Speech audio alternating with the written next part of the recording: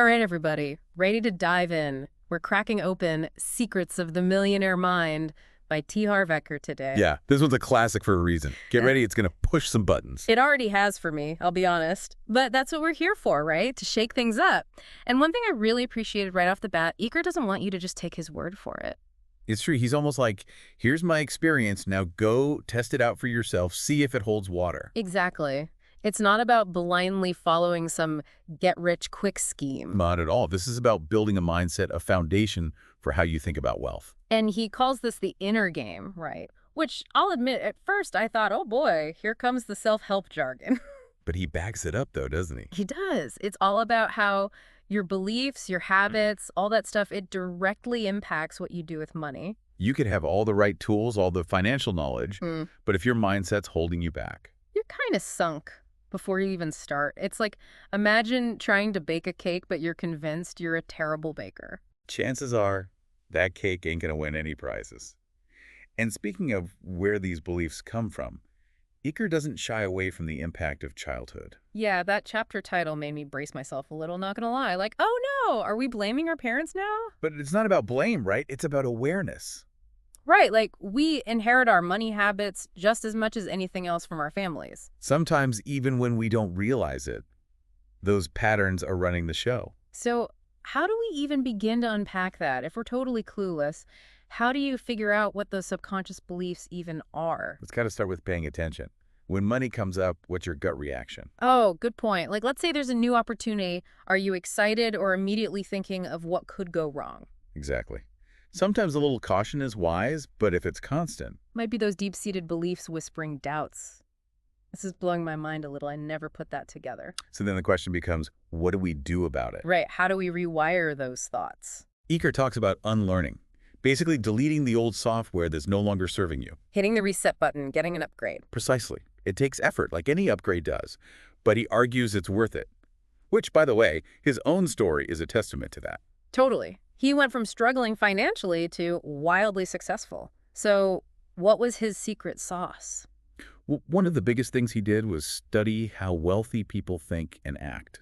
Okay, but there's got to be a right way and a wrong way to do that, right? Like, I'm not about to go start dressing like a Wall Street banker and hoping for the best. Where it's not about mimicking, it's about understanding. Eker's point is there are patterns to success. So we should be taking notes, figuring out what those are, and then... See how they apply in your own world. It's about principles, not specifics. But how do you even find those principles? Do I need to go, like, befriend a millionaire for this to work? Well, it wouldn't hurt.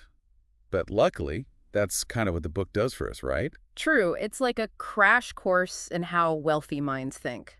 Exactly. Yeah. And you can find this beyond Eker, too. Yeah. Think about all the biographies, interviews out there. We're swimming in information from successful people. And the more you expose yourself to that, the more it starts shifting your own perspective.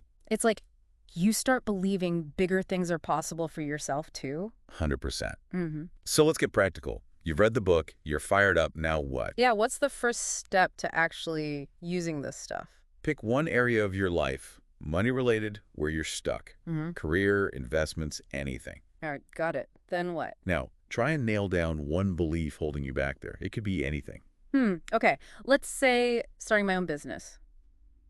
I always chicken out, think I'm not cut out for it. There you go. You named a belief. Now, the key is to challenge it.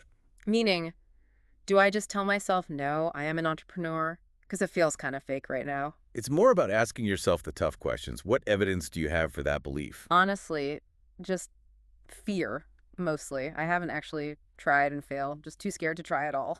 And that is how those limiting beliefs work. They keep you frozen in place. So instead of taking that belief as fact, You flip the script. What if you were cut out for it? How would you act differently? oh, that's interesting. Instead of I'm not an entrepreneur, it's more like, what if I am on that path, just haven't gotten there yet? Now you're cooking. You're opening up possibilities instead of shutting them down. It's like Eker's giving us the keys to a Ferrari, but we're too scared to get out of our old Honda. And that's the work, right? Choosing to drive the Ferrari, even if it feels scary at first. It's like we're almost scared of what might happen if we did succeed, you know? Well, for sure. There's a safety in staying small, sticking with what we know. But Eker's not about that at all. This book is about going big. And I don't just mean money. It's bigger than that. Absolutely. It's about, like we've been saying, the whole picture. Your mindset, your actions, all of it. And that journey, becoming that best version of yourself, that's where the real gold is. Couldn't agree more. You know, one thing that really hit me, Eker doesn't shy away from the tough stuff. What do you mean? He talks about how life has these two sides, right?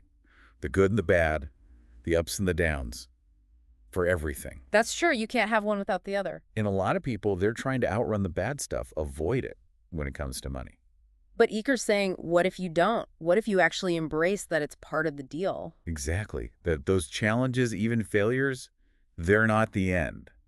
They're feedback. So, like, instead of getting crushed by a financial setback, You learn from it, adapt, come out stronger on the other side. that takes resilience, though, right? Which, again, goes back to the inner game, not just the strategy. It's all connected. You can have the best financial plan in the world, but if you crumble at the first sign of trouble, It's not going to get you very far. It's like that saying, right? It's not about if you get knocked down, it's how quickly you get back up. and that's a skill, you can build that up just like a muscle. So as you keep going with this book, Here's something to think about. What if true wealth, real abundance, it's not just about your bank account, but about who you become along the way? that's powerful. And that journey that's available to all of us, it starts with that inner shift Eker's talking about. Yeah.